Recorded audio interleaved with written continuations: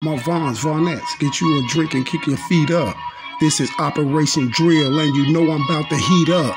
I got these tubers hot with me because I beat that case up. You play with me, it's Operation Face Up. Somebody pick his face up, and then I beat the case up, and then I beat the case up. You just watch the Audemars and Jacob. You know I'm trying to cake up. You know I'm trying to cake up.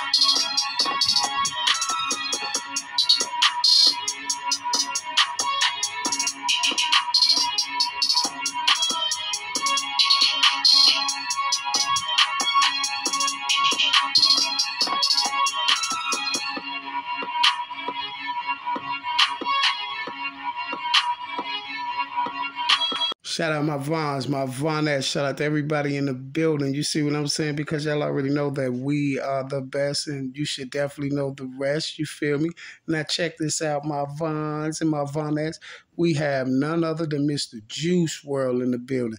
They must have lost their cotton picking mind if they didn't think that I was going to come back with my Juice Wrld video. See, because this is one right here that y'all shouldn't be getting away with. So with that being said, y'all, we definitely need to find out what happened and what went on with Mr. Juice Wrld. And if anybody's interested in seeing the suspects in the Mr. Juice Wrld case, you are more than welcome to watch this video. You see what I'm saying? You already know what to do. You see the tube Don has uploaded the video. And if you come past this video and you're not subscribed, please hit the subscribe button. Would you please? Thank you, and that's very kind and generous of you. You see, so you guys, we're going to go on get into this, and we're going to see what's going on with none other than Mr. Juice Wrld, because one thing for sure and two things for certain, it's a lot of strange things went on with Juice Wrld, and they just thought they got away scot-free. Okay, you guys, now we all know that allegedly Mr. Juice Wrld and his crew allegedly boarded a private jet, and allegedly it was 70 pounds of marijuana on this jet. And upon this jet landing in Chicago's Midway, allegedly Juice Wrld and the crew, G Herbo and Bibby and all of them, because yes, G Herbo and Bibby was on the plane as well. And they allegedly started getting calls that said the feds is down there and the feds gonna search them and go through the plane and all of this stuff like that. So they got a call that the feds was down there, and they was you know, everybody was allegedly scared, you feel me? And then word is that Mr. Juice Wrld has supposed to ingested a lot of pills, swallowed them, and then Mr. Juice Wrld was out the box after that. You see what I'm saying? They supposed to hit him with some Narcan, threw him in one of these one of the bogus paramedics, you know, like the ones that pick Mr. Duck up. You see what I'm saying? But it was the same situation like with Duck. About time he got to wherever he was supposed to be going to, the hospital, Christ or Advocate or wherever he was going, he was already DOA. You know, that's, you know what that means, upon arrival, right? Okay, so the first thing we're going to start off is this here, y'all. The first thing I'm going to do, y'all, is what I do best. So, and that's getting me a definite box in as soon as we come in the door. So I need to start boxing them in as soon as I come in the door on this case, so they will know that I'm not for any play. And this is how I keep them off of balance and things like that. So the first thing we're going to do is box them in with this. This would be the call that unfortunately marked the end of Juice WRLD's life. This would be the call that unfortunately marked the end of Juice WRLD's life. So let me get this right. That was the call that marked Juice Boy's life, huh? So basically that was the call from the airport, right? But the strange part about that was Juice WRLD had a seizure in Chicago's Midway Airport. So why is you playing a 911 call or a call to for help of someone having a seizure from the Atlantic Airport? You see what I'm saying? And you said that was the call. You said that was the call. So if that was the call, then that means Juice WRLD didn't have a seizure. The reason why I say that is because I know one thing for sure, two things for certain is he didn't have one in Atlantic Airport. It was at Midway Airport. But you said that was the call that marked the end of Juice Boy's life, right? Strange, because Juice WRLD passed away in Chicago, not Atlantic City. We're going to have a problem with this whole case already because guess what? You come in the dough line. See, because it's saying that the call is coming from the Atlantic Airport, not Midway, sir. See, now the first thing I want to know is how did the 70 pounds of cannabis get on this private jet? They say that allegedly one of them put it on there, but the media and everybody always said that the marijuana on the private jet was Juice WRLD's, but it wasn't. Juice WRLD didn't even know it was no marijuana on that jet. And I'm going to prove it to you by the time the end of this video over with. But Juice WRLD didn't know it was no marijuana on that private jet. But it was, everybody else knew it was marijuana on a private jet, like her, Bibby, and the photographer, and his girlfriend, and all the rest of them. They already knew what was on that private jet. See, because you got to understand, you guys, now they were scheduled to take off, right? But then it comes out in the report that allegedly Juice WRLD and his crew was 3 hours late, right? But then one of Juice WRLD buddies and I forgot what job he do for him or whatever, but the white guy, he got on the interview and said that they was actually 6 hours late. Now, allegedly, they booked this private jet. We already know how much them things cost to book just to get wherever back you got to go to. But allegedly they're 6 hours late. So why is they 6 hours late? We're going to figure that out in one hot second. See, but you guys, check this out. Here's the kicker right here, right?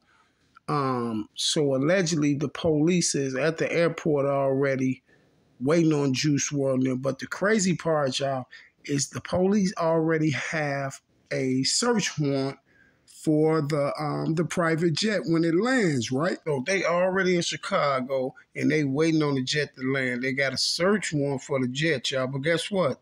On the search warrant is safe for marijuana and guns and Percocets and stuff like that. But it say marijuana and guns, right? I think it says / Percocet too. But the strange part about it is how do the Chicago federal agents and the police know what's on this private jet already and they're way in Chicago? You see what I'm saying? But one thing I can tell you for sure and two things for certain is that someone on the jet alerted the police already of what package that they was picking up and what they had on the jet, or this. They knew that this was the scenario that they was going to use for to explain why Juice WRLD was took out the box. And you heard me say he was took out the box, right? You see, because it's either two things. Either someone on the plane was an informant for the FBI for them to already know what's on that private jet before it even get to Chicago and already have a search warrant already typed out, a search warrant already signed by a judge, say, for marijuana and guns. And that's exactly what was on there. So who was the informant on on the plane? Who was the informant on the jet? Was it her? Was it Bibby? Was it his girlfriend? Was it the photographer? Or was it anyone else that was in the entourage that was on the jet? You see? You thought that little 911 call that Atlantic in Chicago was vital? No, this report right here is vital, and this is one of my biggest pieces of evidence on this case is this police report, this warrant. You see what I'm saying? And you know why the warrant is so important? Because guess what? One thing for sure and two things for certain, that clears the pilot. You see, because everybody ran around and said the pilot snitched on, but it clears the pilot 1,000,000,000%. You know why that search warrant right there clears the pilot 1,000,000,000%? Because let's say this here. Let's say the pilot called the police and told them that he's some suspicious luggage on the plane, right? So how will the pilot know that it's marijuana and guns? See, how would he know what's in the bags? You see, the pilot never went in the bags and looked at them. They just came up with that scenario that the pilot must have told him. The pilot didn't, because the pilot don't know what's in the bag. What did the pilot call Chicago and say, hey, federal agents, they have 70 pounds of marijuana and 2 guns on this plane? He don't know what's in the bags, you see. He don't know. He never went up under there. Look, he never did none of that. So that clears the pilot already. You see, the only way that the feds know that it's pillows on that plane and also weapons is somebody on the plane told them, or everybody else that was on the plane was with the feds on Juice Wrld. See, Juice Wrld didn't know. And this is why they was blaming it all on Juice Wrld, saying that he was trafficking the marijuana. But let's use our common sense, you guys. If you have Juice Wrld, Bibby, and Herb on the plane, who would you think, if they was trafficking marijuana, who would you think would be the people that's trafficking the marijuana? You would probably think it'd be Herb and Bibby, because they've been in the game longer than Juice Wrld.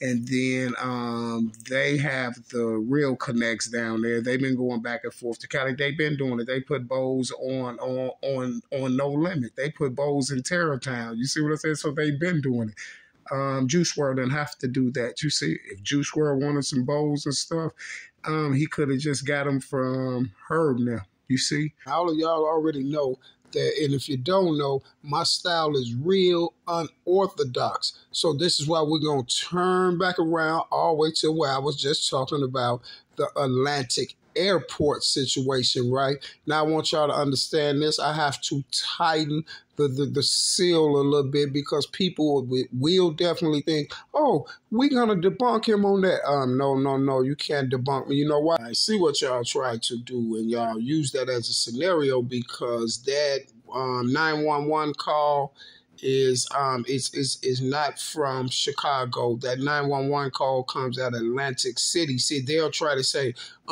in Midway, they got an Atlantic. It's an Atlantic aviation. It's the aviation place where they be like doing classes and interviews and all. I mean, and showing people how to fly planes and crafts and stuff like that and different things like that. That's the aviation place. You see what I'm saying? Atlantic Aviation. We have that in the Midway.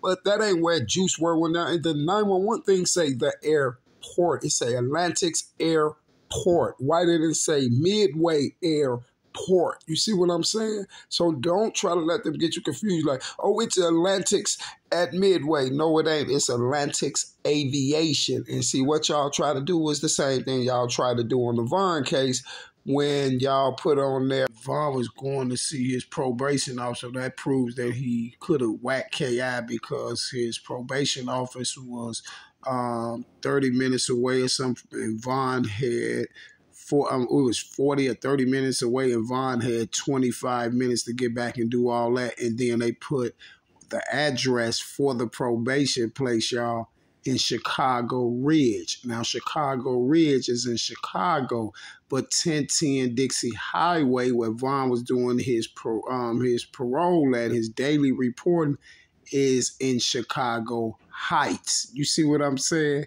It was in Chicago Heights, and they knew if they used if they said Chicago Heights, people can look like, oh, 1010 Dixie, Chicago Heights. No, Vaughn couldn't have did that because it takes you about 51 minutes to 57 minutes via whatever route you take to get to Chicago Heights from where Vaughn was coming from. We pulled it up already, and everybody already know Chicago Heights is a far, far south suburbs. It's out past Lincoln Highway. So this is the same thing they did on here to make the world really think this world was in there having this alleged seizure. See, Mr. Juice World never sat up there and swallowed no pills like they said, and it caused him to have a seizure, and then this is when he allegedly clocked out. No, that's wrong. And you know I know it's wrong because you have numerous of those people, several of those people, you have several of those people that was on that jet and on that plane, his friends, photographers, and all this stuff that said no, Juice World didn't swallow no whole bunch of pills. You got dudes saying that on Vlad. Matter of fact, let's see. Now you see this, it say, this is his videographer and his personal assistant who tweeted this. Jay did not swallow a bunch of pills because the police were at the airport. We gave no F about them being there. He could have had flushed them down the toilet if he cared. Same thing I was thinking when I first seen the Juice World thing and they was talking about he swallowed these pills. I'm like, well, why would he allegedly swallow these pills that he got when they allegedly got 70 pounds right here on the floor? Those little pills don't mean nothing. They got 70 pounds and 2 weapons at the airport. So why would he swallow some pills? Just like I said, and just like millions of more people said, like, why he just wouldn't flush them then? You see what I'm saying? But guess what, y'all? He allegedly supposed to swallow the pills because of what? Because he was scared because the police was there, right? But look what his personal assistant say. We gave no F about them being there. He could have flushed them. You see what I'm saying? He's saying they didn't care about him being there. So then why would he flush him if he ain't care about him being there? Or why would he even swallow him if he didn't care about him being there? But that was the reason y'all told us that he allegedly swallowed these pills because he was scared. Cause y'all got the call before y'all landed and say the police was there. So allegedly he was scared and he swallowed these pills. And that's why tweets and things like this just prove my point even more. And reason why I say that to say this. Because you see what his personal assistant say? We gave no F about them being there. Because his personal assistant didn't care because he was with the play and Juice World wasn't scared and didn't get no F about the police getting there. When he got off the plane and he seen police, he didn't give a F about them being there. You know why? Because Juice World didn't have no weed on the plane. He didn't know about the weed on the plane. Then all that they was talking about, Juice World supposed to allegedly got into an altercation with somebody the day before and all this and all that yapping and stuff like that. All that stuff was part of their whole scenario, you guys. And that's just to keep throwing different things out there. You see what I'm saying? So you can just be mind-boggled and know what's really, really going on. Then what else happened? Then they turned around. They his baby mama, not his baby mama, his girlfriend, that girl, they turned around and tried to say it was because of her. She evidently must have had it, the drugs on the, it was her fault because she had him trafficking because allegedly, y'all, she caused some trafficking cases before, right, for trafficking methamphetamine. But the crazy part about it is it wasn't her. It was a girl with the same name as her, right? Then also the girl allegedly went all on No Jumper and everything and doing lives and crying and stuff and talking about how someone allegedly drugged her, you guys, and was telling her to basically be quiet and telling her that they was going to threaten her life and things of that nature like this. This is what she came out and said. You see what I'm saying? But how true it is, I don't know. But what I do know is this here, you guys. For anyone who don't know why Juice World lost his life, I'm finna tell you right here. Juice Wrld lost his life because of his work ethic. Juice Wrld had 3,000 songs in the tuck that was took from him when he passed away, and who profited off that? Interscope Grade A, which is owned by Little Bibby. You see what I'm saying? Little Bibby, who was also on the jet that day as well. And this is why they were 6 hours late, because Bibby was getting to play together with a security guard. We have another security guard, like the security guard on Bond issue. Bibby was getting to play together with the security guard that was allegedly at Midway Airport already. Why the security isn't with y'all? But allegedly, Juice Wrld security is at the airport already, and he's trying to call them, but they're not getting no signal. And then when they get to the airport or get in range to where they finally can get signals, then this is when everybody's phone is blowing up, and they're saying that the police there is waiting on them. You see what I'm saying? And Bibby had that guy there because Bibby them took the 3,000 songs and took Mr. Juice Wrld whole catalog. And Bibby knows that him and Interscope. See, Bibby pulled his off. Bibby pulled his off before Dirk pulled his off. You see what I'm saying? So Bibby is definitely one of them. See, y'all think Bibby is super smart. No, Bibby is super slick because Bibby is a FM. And you can say that I'm lying about this, Bibby, and this is why you had the boys from Grade A to go over there and try to, and people threatened and even threatened his life. The guy that had the equipment, but it wasn't about the music equipment. It was about the hard drives and stuff that guy had in his computers and things like this. And this is what they wanted. The rest of those songs that Juice Wrld hid over there with that guy, right, Bibby? 3,000 songs was took from Juice Wrld. And we have Interscope in on the play as well. See, Bibby is real slick and low key. He stay out the public's eye. That's what Dirk and them should have did when they pulled theirs off Bibby, and maybe they wouldn't have been getting this type of treatment for so long. But you got away for so long, Bibby. But basically, you really didn't get away, Bibby. I did videos on this before. I just haven't been doing a lot of videos on it. But we're going to get back to the Juice Wrld as well, Bibby, because you won't slip away with this one. Now, far as if I know that Herb was on the play, I'm not going to say Herb was on the play, but I'm going to say Herb definitely knew, because Herb was on the plane as well.